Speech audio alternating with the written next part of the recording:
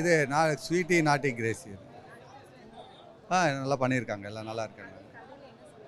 கதையில் ஜாலியாக யூத்துக்கு ஏற்ற மாதிரி ஜாலியாக அப்படியே போயிட்டுருக்காங்க. டைரக்டர் நல்லா பண்ணியிருக்காரு.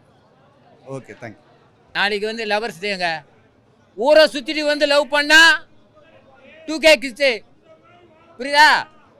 அரேஞ்ச் மேரேஜ்னு ஒன்று இருக்குது, அதுக்கப்புறம் ஊரை சுற்றுவாங்க. இது ரெண்டுமே இருக்குது. ஊரை சுற்றிட்டு வந்து லவ் பண்ணுறாங்க, புரியுதா? எல்லாமே இருக்குது. இது வந்து ப்ளே பாய் பார்க்க வேண்டிய படம். தயவுசெய்து பெண்கள் பார்க்காதீங்க. அப்படி பார்த்தீங்கன்னா உங்களுக்கு நல்ல மாமியார் கிடைக்கணும், நல்ல மச்சின்ச்சி கிடைக்கணும், நல்ல பொண்டாட்டி கிடைக்கணும். இதுதான் கதை. இந்த படம் வந்து என்னங்க சொல்ற, யாரு பார்க்கலாம் சொல்லுது? கொடுத்து வச்சு அந்த மாப்பிள்ளை எல்லாத்தையும் அனுபவிக்கிற படம். என்ன சொன்னீங்க?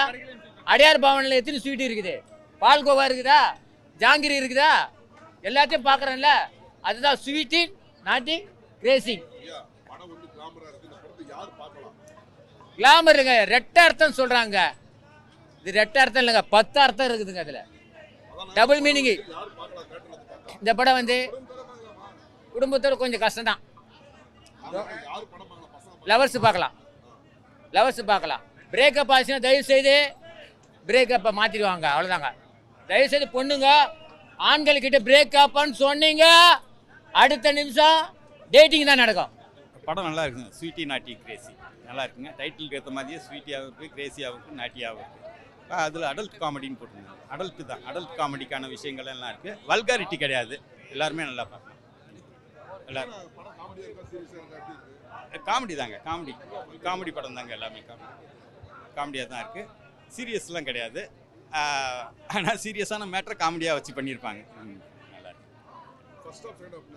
ஃபர்ஸ்ட் ஹாஃபு கொஞ்சம் அப்படியே கேலப்பிங்காக சாதாரணமாக போகும். செகண்ட் ஹாஃப் ஒரு ஃபேமிலிக்குள்ளே உள்ளே வந்துடுறாங்க. ஃபேமிலிக்குள்ளே வந்துட்டு அது ஒரு காமெடி தான். எல்லாமே காமெடி. தம்பிராமையாவும் சத்யனும் உள்ளே வந்துடுறாங்க. அவங்க வந்து ஃபுல்லாக டேக் ஓவர் பண்ணிடுறாங்க.